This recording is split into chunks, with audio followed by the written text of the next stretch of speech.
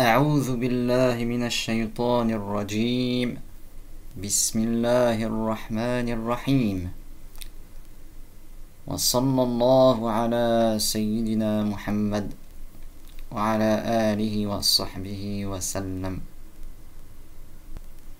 Donc, nous allons parler des preuves de la véracité de l'islam et que c'est la seule vraie religion, la seule religion conforme à la raison. Donc en résumé, donc il y a des preuves détaillées, il y a en résumé, donc l'islam est la seule religion conforme à la raison saine, qui dit la vérité sur Dieu. Car la croyance de l'islam est que Dieu est le seul créateur qui fait parvenir toute chose du néant à l'existence et il n'a aucune ressemblance avec les créatures. Donc les autres religions disent que Dieu est trois, ou qu'il habite le ciel, ou que c'est un corps, tel qu'une statue, une vache. Il y en a qui adorent des vaches, des serpents, des rats, etc. Ou un être humain, ou le soleil, ou la lune, ou la lumière, ou le feu.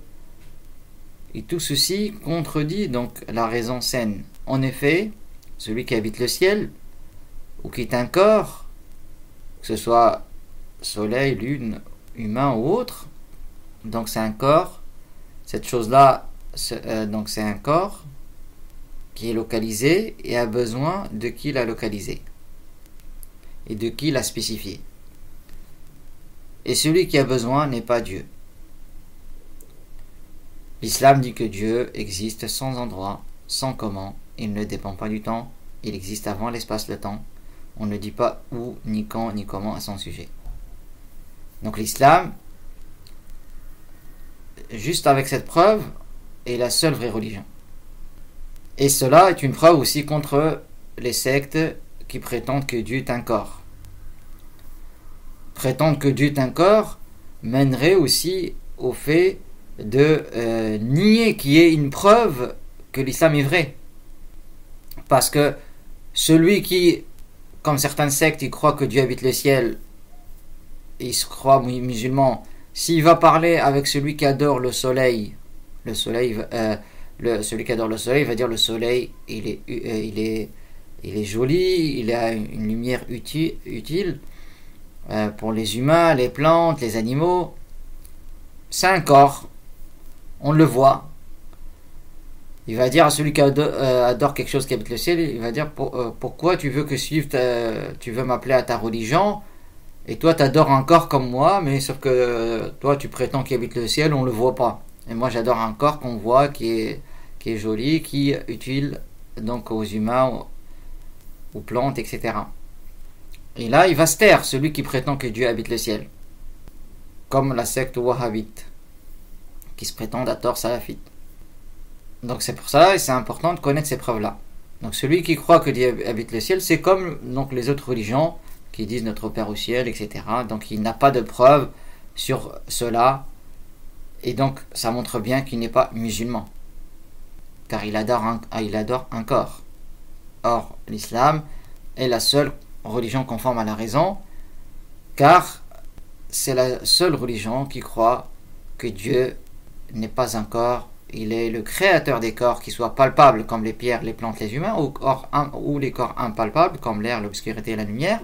Et Dieu ne leur ressemble pas et il n'est pas attribué de leurs caractéristiques, parce que Dieu a créé les corps et les caractéristiques, le mouvement, l'immobilité, la froideur, la chaleur, la couleur, les sentiments.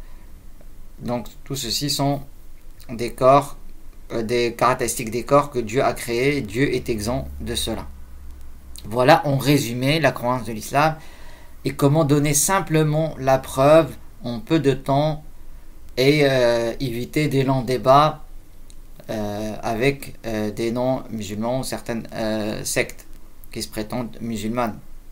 Donc ça c'est important, maîtriser ce sujet-là pour ne pas justement dans l'islam, même dans un débat, on n'a pas le droit, comme ils ont dit les grands savants, comme si c'était dans le Coran, d'inciter l'autre à dire un blasphème pour soi-disant lui répliquer.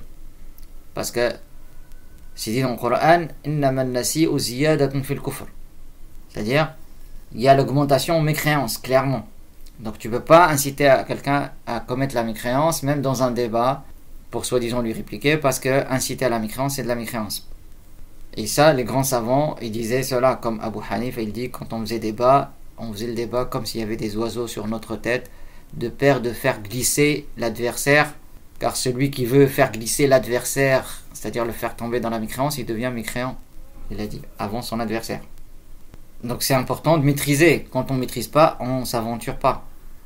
Donc on explique directement, brièvement, l'islam est la seule religion conforme à la raison. Et ça permet d'éviter les longs débats et qui peuvent mener à des choses qui ne sont pas bien. Et comme on a dit, on ne peut pas inciter ou provoquer la mécréance d'autrui dans l'islam. Parce qu'en islam aussi, on veut le bien pour autrui, c'est-à-dire on veut la guider pour autrui. Donc on ne peut pas le provoquer dans la mécréance, soi-disant pour lui montrer ou lui répliquer. On réplique directement en montrant, donc il faut maîtriser le sujet. Donc une preuve simple, comme on l'a dit, l'islam est la seule conforme à la raison, tout simplement, qui dit la vérité sur Dieu. Donc les autres, ils adorent vaches, statues, tout ça, c'est des corps. Ou prétendent que Dieu habite le ciel. En réalité, ils adorent une créature qui s'imagine qui habite le ciel, qui n'existe pas. Et tout ça, c'est réfuté avec la raison, car tout ce qui est une forme, une quantité, une localisation, a besoin de qui lui a donné cette forme, cette quantité, cette localisation. Et celui qui a besoin, il ne peut pas être Dieu. Le besoin contredit la divinité. Voilà la preuve à retenir. Maintenant, il y a des preuves détaillées, comme on va voir, qui sont importantes et qui font partie de ce qu'on appelle obligation d'ordre communautaire, de maîtriser. Donc Allah Ta'ala dit dans le Coran, فَلَوْلَا نَفَرَ مِنْ كُلِّ فِرْقَةٍ مِّنْهُمْ طَائِفَةٌ لِيَتَفَقَّهُوا فِي الدِّينِ وَلِيُنْذِرُوا قَوْمَهُمْ إِذَا رَجَعُوا إِلَيْهِمْ لَعَلَّهُمْ يَحْذَرُونَ. Qui signifie, ici chaque groupe envoyait une équipe afin qu'ils approfondissent la science de la religion, et qu'en retour, ils avertissent leur peuple, il se peut qu'ils soient mis en garde. Surat At-Tawbah. Donc c'est parmi les nombreux versets, il y a des hadiths qui montrent l'importance d'aller acquérir la science de la religion, et ça veut dire par transmission orale. La religion s'apprend avec chaîne de transmission auprès des gens de la connaissance digne de confiance. Et le verset وَقُلْ رَبِّ زِدْنِي عِلْمًا, qui signifie dit oh Allah, augmente ma connaissance. Donc comme on a dit, parmi les obligations communautaires, il y a de connaître les points de croyance avec leurs preuves textuelles rapportées dans le Coran et le Hadith. Donc parmi les obligations communautaires, il y a de connaître les points de croyance avec leurs preuves textuelles rapportées dans le Coran et le Hadith. Mais il y a aussi connaître les preuves rationnelles de manière à être capable de répondre aux irreligieux, c'est-à-dire les athées et autres. C'est-à-dire qu'il est un devoir qu'il y ait parmi les musulmans des gens qui connaissent les preuves suffisantes pour annuler les faux arguments des irreligieux parmi les ennemis de l'islam, et pour annuler les faux arguments des falsificateurs de la religion qui s'en réclament alors qu'ils n'en font pas partie. Et œuvrer à cela est une chose importante et imminente dans la religion. Surtout à cette époque où le prophète nous montre dans nombreux hadiths que celui qui s'attache à sa religion, comme s'il tenait une braise, et que la religion elle a commencé étrange, elle va devenir étrange. Et on est dans cette époque-là. Des gens qui se réclament de l'islam et disent le blasphème au grand jour. Et le prophète nous a montré que vers la fin des temps, des gens où Dieu fait mourir les savants et que les gens vont prendre comme référence des ignorants qui, interrogés, répondent sans science, provoquant leur égarement et l'égarement des gens qui les suivent. Ainsi, c'est un devoir d'ordre communautaire, connaître les preuves détaillées. C'est-à-dire qu'il y ait parmi les musulmans qui connaissent cela.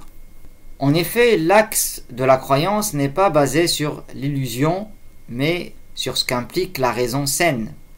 En effet, l'axe de la croyance n'est pas basé sur l'illusion, mais sur ce qu'implique la raison saine et véridique qui est un témoin de la véracité de la loi de l'islam.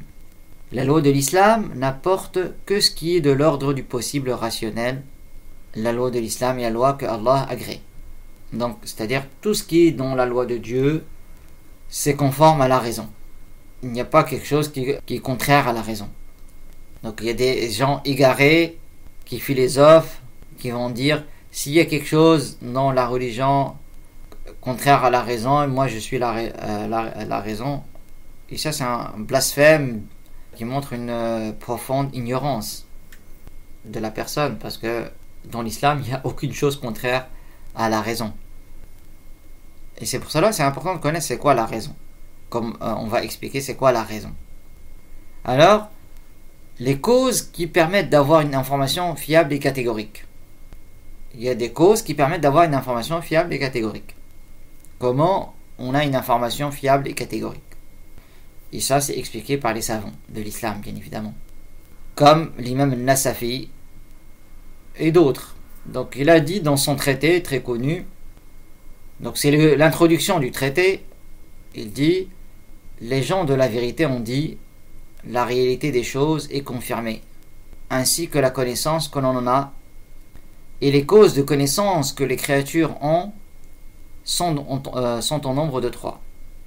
Les sens saints, la nouvelle véridique et la raison. » Les causes qui permettent d'avoir une information fiable et catégorique. L'imam al-Nasafi a dit « Les gens de la vérité ont dit « La réalité des choses est confirmée, ainsi que la connaissance que l'on en a. » Donc l'imam al-Nasafi a dit « Les gens de la vérité ont dit », c'est-à-dire les sunnites, il parle ici. Donc cela a été dit par al-Nasafi, mais d'autres savants. Donc cela a été dit par l'imam al-Nasafi et d'autres savants aussi. Donc il dit « Les gens de la vérité », c'est-à-dire les sunnites, ont dit « La réalité des choses est confirmée, ainsi que la connaissance que l'on a. Et les causes de connaissance que les créatures ont sont en nombre de 3. Les sens saints, la nouvelle, véridique et la raison. Ainsi l'existence des choses comme les arbres, les animaux est une réalité. Le soleil, la lune, c'est pas une simple imagination comme le prétendent certains non-croyants. Certaines sectes ils prétendent ce genre de choses, que c'est imaginaire, etc. Ces choses-là, ça c'est un blasphème en islam parce que c'est contraire à ce qui est cité clairement dans le Coran, c'est contraire à la réalité qu'on observe même, et le Coran bien sûr confirme l'existence des choses. Allah Ta'ala dit Alhamdulillahi Rabbil Alamin. Dans la Fatiha, la louange est à Dieu, le Seigneur des mondes, c'est-à-dire Dieu existe, il est différent des créatures, mais les créatures existent et leur Seigneur, leur Créateur, c'est Dieu. Donc ces choses-là existent réellement. D'autre part, il y a 3 causes qui entraînent une connaissance catégorique et irréfutable. Les sens qui sont saints, la nouvelle véridique et la raison. Il y a 3 sources qui permettent d'avoir une connaissance catégorique et irréfutable. La raison, la nouvelle véridique et les sens qui sont saints, comme on va expliquer. Donc la raison saine implique une connaissance catégorique. C'est quoi la raison? La raison, c'est une caractéristique que Dieu a créée dans l'être humain. Les anges et les djinns aussi. Il y a 3 créatures que Dieu a donné la raison. Donc celui qui n'a pas la raison, ils n'auront pas des comptes. Les animaux n'ont pas la raison. Quelqu'un qui est fou toute sa vie, qui n'a pas la raison, ils n'auront pas des comptes. Donc les humains et les djinns vont rendre des comptes. Les anges, eux, ils choisissent toujours l'obéissance à Dieu. Les anges, ils sont obéissants à Dieu. Ils ne dorment pas, ils ne se fatiguent pas, ils font l'adoration de Dieu. Ils ne sont ni mâles ni femelles, ils ne se reproduisent pas. Ils ont été créés directement. Bien sûr, Dieu n'a pas besoin des anges. Dieu n'a besoin de rien. Donc c'est une caractéristique que Dieu a créée dans l'être humain, par laquelle il distingue le vrai du faux. Dieu a créé, on a vu, les corps et les caractéristiques des corps. Les corps palpables et impalpables et les caractéristiques. Les sentiments, le goût, la froideur, la chaleur, la volonté de l'être humain, vouloir choisir telle chose ou une autre, c'est créé par Dieu. Et la raison aussi. La connaissance de l'être humain, sa raison, c'est créé par Dieu. Tout ceci est créé par Dieu. Donc avec la raison, on peut avoir une connaissance catégorique et irréfutable. Comme rationnellement, un objet est nécessairement ou en mouvement ou immobile, un des deux. Il peut pas un corps, il ne peut pas être ni en mouvement ni immobile à la fois. C'est impossible. C'est forcément, obligatoirement, il est soit en mouvement, soit immobile. Ça, avec la raison, on peut le savoir. On peut savoir aussi que c'est impossible que le corps soit en même temps en mouvement et immobile. La réunion de deux choses opposées est impossible. Et qu'avec la raison, on sait que c'est possible qu'un corps soit en mouvement ou immobile. Donc ça, c'est avec la raison. Donc il y a ce qui est confirmé par l'évidence, comme de savoir que le tout est plus grand que la partie. Il y a ce qui est confirmé par l'évidence, comme de savoir que le tout est plus grand que la partie. Toute la chose est plus grande que sa partie. Il y a ce qui est confirmé par déduction, comme de dire tout ce qui change est créé et est entré en existence. Ce monde change, donc ce monde est créé et est entré en existence. Donc il y a ce qui, par l'évidence, sans réflexion, comme les exemples du mouvement et de l'immobilité par rapport au corps, ou qu'une partie d'une même chose est forcément inférieure à la totalité de la chose. Il y a ce qui est su par déduction. Donc, alors des savants comme Mayara, il donne l'exemple, il dit comme le quart du dixième de 40 est égal à 1. C'est-à-dire 40 tu divises par 4 et après par 10. Ou 40 divisé par 10 est égal à 4 et 4 divisé par 4 est égal à 1. Ça, c'est une preuve rationnelle. Donc, avec la raison, on parvient à cela. Donc, une déduction rationnelle. Prenons un exemple. Si quelqu'un nous dit la moitié de la pomme est plus grande que la pomme elle-même, la réponse catégorique est de dire non, sans avoir besoin de l'aide de quiconque et sans besoin d'expérience. Car selon la raison, la partie est toujours plus petite que le tout. Donc il est évident que cela sous-entend qu'on comprend la langue dans laquelle on s'exprime, en l'occurrence le français, et qu'on sait ce que veut dire partie et tout, bien sûr. Donc Allah Ta'ala dit dans le Coran, donc il y a les preuves qui montrent que le Coran nous incite à utiliser la raison. Et d'ailleurs dans les hadiths, celui qui n'a pas la raison, il n'est pas responsable. C'est-à-dire il va au paradis, tout comme celui qui meurt avant la puberté. Donc ça réplique à certaines sectes qui renient l'utilisation de la raison. Donc bien sûr, les sunnites, ils sont dans le juste milieu. C'est pas comme ces extrémistes, que ce soit wahhabites ou autres, qui renient la raison. Et ce n'est pas comme les mu'tazila qui font que la raison est la base de la religion. La voie sunnite traditionnelle, qui est la voie des prophètes, la voie des compagnons, on dit que la base c'est le Coran et le Hadith. Donc l'islam c'est la religion de tous les prophètes, et donc tous ils ont enseigné la même croyance, bien sûr. Donc la base de la religion c'est le Coran et le Hadith, dans la loi du prophète Mohammed. Et bien sûr, chez tous les autres prophètes, la base de la religion c'était ce que Dieu a révélé, donc, et ce que les prophètes ont transmis. Tout cela ne contredit pas chez tous les prophètes la raison. Et pareil, donc dans la loi du prophète Mohammed, la base c'est le Coran et le Hadith, et tout ce qu'il y a dans le Coran et le Hadith ne contredit pas la raison. Donc si une chose contredit la raison, c'est que c'est pas de la religion. Donc une mauvaise interprétation, comme ceux qui interprètent certains versets, ils attribuent à Dieu l'espace, le temps, l'humeur, le changement, les organes. Donc ça veut dire que c'est une fausse interprétation. Tout ce qui est dans la religion ne contredit pas la raison. Allah Ta'ala dit dans le Coran: Inna fi khalqis samawati wal ardi wa ikhtilafil layli wan nahar la ayatin li ulil albab. Ce qui signifie certes dans la création des cieux et de la terre et dans le changement du jour et de la nuit, il y a des preuves pour ceux qui sont dotés de raison. Sourate Ali Imran, ayah 190. Donc dans le changement du jour et de la nuit, la création des cieux et de la terre, c'est une preuve que forcément ces créatures, elles auraient pu être d'une autre forme ou ne pas exister, de notre caractéristique. C'est forcément qu'il y a un créateur qui a voulu que ce soit ainsi, pas autrement, qui a spécifié ces créatures par telle caractéristique au lieu d'autres caractéristiques. Donc dans ce verset, Dieu nous indique que le monde est une preuve de son existence. Ainsi, selon la raison, les cieux, la terre et les autres créatures auraient pu ne pas exister ou exister à une autre époque, avec une autre forme ou avec d'autres caractéristiques. L'existence de ces créatures signifie qu'il y a un créateur qui les a spécifiées par le fait d'exister au lieu de ne pas exister. D'exister à cette époque plutôt qu'une autre, d'avoir ces caractéristiques plutôt que d'autres. Allah a incité ses esclaves dans le Coran à observer et à méditer sur sa création pour connaître sa toute-puissance. Allah Ta'ala dit: Awalam yanzuru fi malakutis samawati wal ard. Ce qui signifie: ne médite-t-il pas au sujet des cieux et de la terre? Sourate Al-A'raf. Ce verset blâme le fait de ne pas méditer sur la création. Allah Ta'ala dit dans le Coran au sujet des non-croyants: وَقَالُوا لَوْ كُنَّا نَسْمَعُ أَوْ نَعْقِلُ مَا كُنَّا فِي أَصْحَابِ السَّعِيرِ. Ce qui signifie, ils ont dit, si nous avions écouté avec acceptation, ou si nous avions raisonné, nous n'aurions pas fait partie des gens de l'enfer. Ces versets nous indiquent que la raison est une preuve dans la religion. Donc ce verset il est clair. وَقَالُوا لَوْ كُنَّا نَسْمَعُ أَوْ نَعْقِلُ مَا كُنَّا فِي أَصْحَابِ السَّعِيرِ. Donc comme on l'a dit, ces versets nous indiquent que la raison est une preuve dans la religion, bien que la base de la religion soit le Coran et le Hadith. La raison est un témoin de la religion. Ainsi, rien de ce qui est parvenu dans la religion ne contredit la raison. Donc comme on l'a dit, la raison est une caractéristique que Dieu a créée dans l'être humain et les humains et les djinns, donc les humains et les djinns et les anges. Donc on a expliqué c'est quoi la raison, c'est une caractéristique, car le monde Dieu a créé en deux sortes, corps et caractéristiques des corps. Donc le jugement selon la raison se divise en trois. C'est quoi un jugement? Beaucoup de gens ils se posent des questions, c'est quoi un jugement? Ou ils disent non, tu juges personne, etc.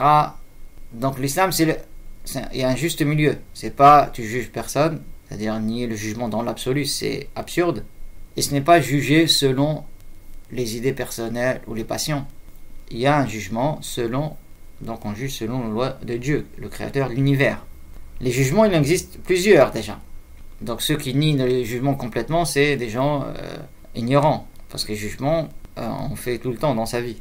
C'est quoi un jugement? Un jugement, c'est le fait de confirmer une chose pour une chose, ou nier une chose pour une autre chose. Par exemple, on dit que le monde a un début. Donc on a confirmé le début pour le monde. C'est un jugement. On dit que Dieu n'a pas de début. On a nié le début au sujet de Dieu. Donc c'est ça un jugement. Confirmer une chose pour une chose, ou nier une chose pour une chose. Maintenant, les jugements, il y en a plusieurs. Le jugement peut être selon la raison, comme les exemples précédents. La moitié de 2, c'est égal à 1. C'est un jugement selon la raison. Ça peut être selon l'habitude, comme de dire telle nourriture se digère facilement, telle autre ne se digère pas facilement, ou telle nourriture a tel goût, telle autre c'est un tel goût. Donc c'est pas un jugement rationnel, c'est pas une nécessité rationnelle, c'est l'habitude, elle est ainsi. Ainsi, quand l'habitude elle change, on dit que c'est extraordinaire. Le feu d'habitude il brûle, quand le feu ne brûle pas, c'est extraordinaire. Et c'est ce qui fait les miracles que Dieu accorde aux prophètes. Donc c'est des choses possibles, mais c'est contraire à l'habitude, tout simplement. D'habitude, le feu brûle, Dieu a fait que le feu ne brûle pas Ibrahim. Le bâton de Moussa s'est transformé en vrai serpent. De l'eau est sortie d'entre les doigts du prophète Mohammed. Donc tout ça, c'est des choses possibles, mais qui sont extraordinaires, qui sortent de l'ordinaire. Donc, c'est le jugement selon l'habitude. Il y a le troisième jugement selon la religion. Comme de dire que les 5 prières sont obligatoires. On a confirmé l'obligation pour les 5 prières. Et jeûner le mois de Sha'ban n'est pas obligatoire. Donc c'est le jugement selon la religion. Et il y a le jugement selon la raison. Et c'est le jugement selon la raison qu'on va détailler. Ce qui est jugé selon la raison admet soit la confirmation seulement, soit la négation seulement, soit la confirmation ou la négation. Donc ce qui est jugé selon la raison admet soit la confirmation seulement, soit la négation seulement, soit la confirmation ou la négation. Donc il y a 3 cas. Donc ces explications sont tirées de ce qu'a dit Mayyara, le grand savant de Fès, qui était enseigné dans tout le Maghreb, donc qui expliquait Matn ibn Ashar. Et tous les savants de l'islam disent la même chose. Donc ce qui est obligatoire selon la raison est ce qui admet la confirmation seulement. Ce qui est obligatoire selon la raison est ce qui admet la confirmation seulement. Il n'admet donc pas la négation. Par exemple, un corps est obligatoirement limité, c'est-à-dire qu'il occupe un espace. De même, le fait que la partie d'un objet est inférieure à tout l'objet, comme on l'a dit. Ou encore le fait que Dieu soit exempt de début. Dieu n'a pas de début. C'est-à-dire qu'il existe de toute éternité et ne dépend pas du temps. Donc, ça, c'est obligatoire selon la raison. Maintenant, le seul être qui a l'existence obligatoire, c'est Dieu. Donc, là, c'est là une nuance. Le jugement obligatoire selon la raison, il y en a beaucoup. Ce qui admet la confirmation seulement. Il n'admet donc pas la négation, il y a beaucoup d'exemples. La moitié de 2 est forcément égale à 1. C'est obligatoire rationnel. Un corps est soit en mouvement, soit immobile. C'est obligatoire. Et il est forcément limité. Un corps est forcément limité. Mais concernant l'existence, le seul être qui a l'existence obligatoire, c'est Dieu. Tout ce qui est autre que Dieu a une existence possible. C'est-à-dire les créatures, ils ont une existence possible. Si elles existent, c'est que c'est Dieu qui les a spécifiées par le fait d'exister au lieu de ne pas exister. Mais le seul être qui a l'existence obligatoire est Dieu. Ce qui est impossible selon la raison est ce qui admet la négation seulement et n'admet donc pas la confirmation. Par exemple, l'existence d'un associé à Dieu est impossible selon la raison. Donc il y a la preuve détaillée. C'est impossible qu'il y ait deux dieux. De même, la réunion de deux choses opposées est impossible selon la raison, telles que le mouvement et l'immobilité. La réunion de deux choses opposées est impossible. Ou la vie et la mort. Ainsi, il est impossible selon la raison qu'un objet soit en mouvement et immobile à la fois. Mais on a vu obligatoire qu'il soit ou mouvement, ou en mouvement, ou immobile. L'un des deux est obligatoire. Mais les deux ensemble, c'est impossible. Et la levée des deux ensemble est impossible. C'est qu'il ne soit ni mouvement ni immobile à la fois, c'est impossible. Maintenant, troisième donc, jugement selon la raison, ce qui est possible selon la raison, et ce qui admet parfois la confirmation et parfois la négation. Ou ça, ou ça. Par exemple, le corps admet le mouvement ou l'immobilité. Telle forme ou une autre. Telle couleur ou une autre. Telle quantité ou une autre. Ainsi, ce qui est possible selon la raison est ce dont la raison conçoit tant l'existence que la non-existence. C'est ce qui admet l'existence après le néant et l'anéantissement après l'existence. C'est l'ensemble des créatures. L'existence de ces créatures signifie que Dieu les a spécifiées par le fait d'exister, au lieu de ne pas exister, d'exister à cette époque plutôt qu'une autre, d'avoir ces caractéristiques plutôt que d'autres. Donc nous verrons la prochaine fois, Inch'Allah, les détails sur cela, et donc notamment le reste des explications sur les sources de connaissances. Donc on a vu la raison, on détaillera sur la raison encore, et sur la nouvelle véridique et les sens qui sont saints. Donc c'est des informations très importantes. C'est important de revoir, réécouter plusieurs fois ces détails qu'on vient d'expliquer pour bien comprendre, pour bien saisir. Les savants de l'islam ils disent l'intelligent qui comprend du premier coup, lui il a quand même besoin de réviser entre 5 et 10 fois. Et on donnera le reste des détails Inch'Allah la prochaine fois. Walhamdulillahi Rabbil Alamin. وصلى الله على سيدنا محمد طاهر الأمين.